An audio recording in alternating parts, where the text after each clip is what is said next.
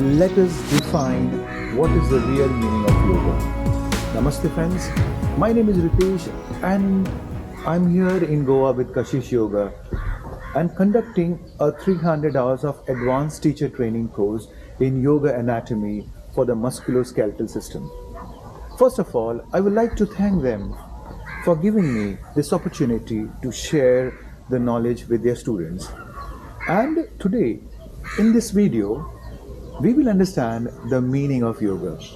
Friends, yoga is essentially a spiritual discipline based on an extremely subtle science which focuses on bringing harmony between the mind and the body.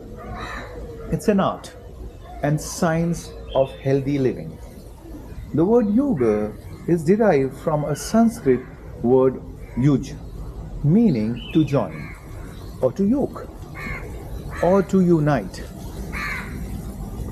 As per yogic scriptures, the practice of yoga leads to the union of individual consciousness of that with the universal consciousness, indicating a perfect harmony between the mind and the body, man and nature. One who experiences this oneness of existence is said to be in yoga and is termed as a yogi. Having attained to a state of freedom referred to as mukti, that is nirvana or moksha.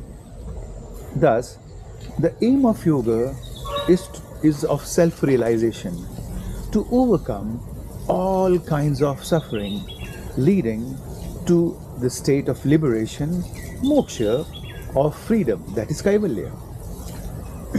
Some of the rishis and munis who have given the definition of yoga are Maharshi Charak defines yoga as the detachment of the mind from the indriyas, that is your senses, and vishyas, that is subjects of the senses, and its establishment in Atma is called yoga. The second definition is given by Yoga Sutras, that is 4th century BC. That's verse number 5, 2.15 to 16.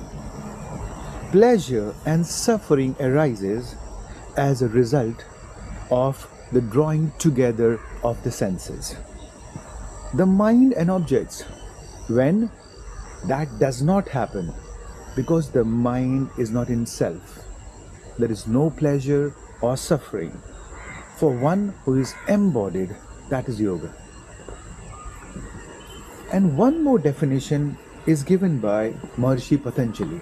He says, yoga is the calming down of the fluctuations or the patterns of the mind and the body. And then the seer is established in its own fundamental nature. In other states, there is assimilation with the modification of the mind. So, Sutra number 1 to 1.4, that is chapter number 1 of Samadhipad, talks about this definition by Maharishi Patanjali. Even Vivekananda has given a definition. He talks about yoga is restraining the mind stock, that is chitta, from taking various forms, that is vrittis. Also, definition is given by Yoga Vasishta. He says, yoga is a skillful practice to calm down the mind. It's an upaya, a way, a method, a skillful, subtle process, and not a brutal, mechanical, gross effort to stop the thought of the mind. Bhagavad Gita talks about the same definition. Yoga is equanimity of the mind. Yoga is the art of performing action. Yoga is the destroyer of misery. So friends, here we complete the meaning of yoga, and as yoga teachers, you need to really question yourself. Are you teaching yoga in a mechanical way that asana is being taught? And you are not aiming for the mental state. Just think about it. Are you an asana teacher or a yoga teacher? And do you really have read the Patanjali? Anyhow, I'll see you in my next video. Take care, keep smiling.